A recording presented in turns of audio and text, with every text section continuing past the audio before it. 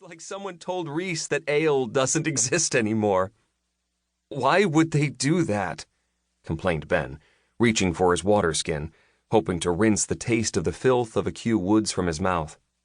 Better on the far side of the bluff than in the harbor, responded Amelie. Remember? We swam through that. Swishing water in his mouth and spitting it back out, Ben shook his head. Away from the cliff, the sea air flowed over him without the taint of sewage. Hesitantly, he breathed in deeply, letting the scent of the salt and moss fill his lungs. When you're ready, I'm starving, remarked Amelie. It's about time for breakfast. Ben groaned and then scrambled to his feet. He'd be hearing about this for weeks. He knew it.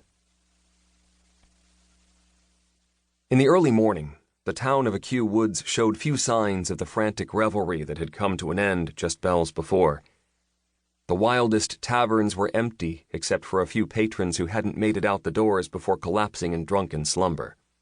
The gambling dens were quiet, and the only activity at the bawdy houses were heavily made-up girls and boys drinking calf in small groups starting the day, or more likely, finishing up for the night.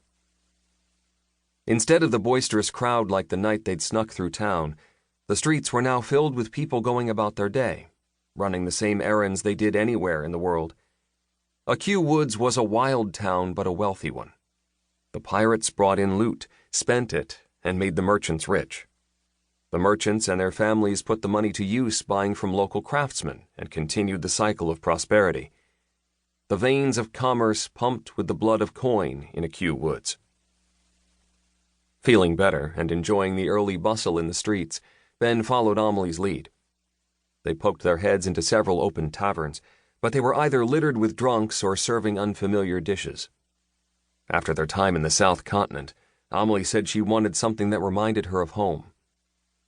Finally, halfway down to the harbor, they smelled sizzling bacon and baking bread coming from a clean-looking inn. Ben peeked in the window and saw it was mostly empty, just half a dozen locals filling one table. Amelie frowned. My father always said to never patronize a tavern that is empty because it might be empty for good reason.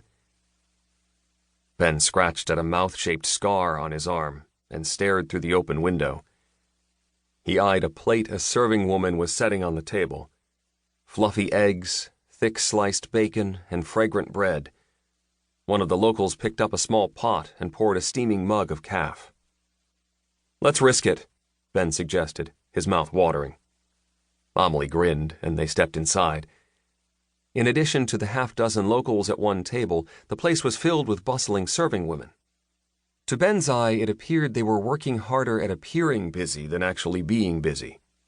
One of the women directed them to an open bench and took their order. After she left, Ben turned to Amelie. So, a hearty breakfast, then to the market to gather supplies? Amelie nodded. We could be done by midday and then hike back to camp. I think we could make it back before dusk. Or we could take our time, spend the night in town, and leave early tomorrow. A night in town might be nice, murmured Ben. I know what you're thinking, responded Amelie. And? Inquired Ben, scooting closer to her on the bench. You're the one who mentioned staying the night. What are you thinking about? Amelie played coy for a few moments and then relented.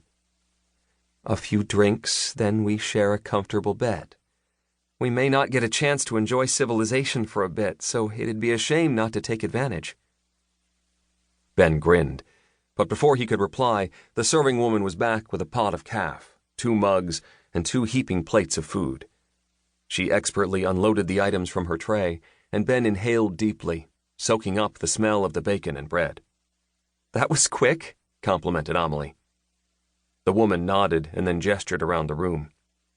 Full staff in the kitchen, but no one is here to cook for. Why is that? Inquired Amelie. If you don't mind me asking, your prices seem fair and the food smells good. The woman grinned. The prices are fair, and the food is good. Reason no one is here is because all the rooms upstairs are booked. Most of our breakfast custom is folks who stay overnight.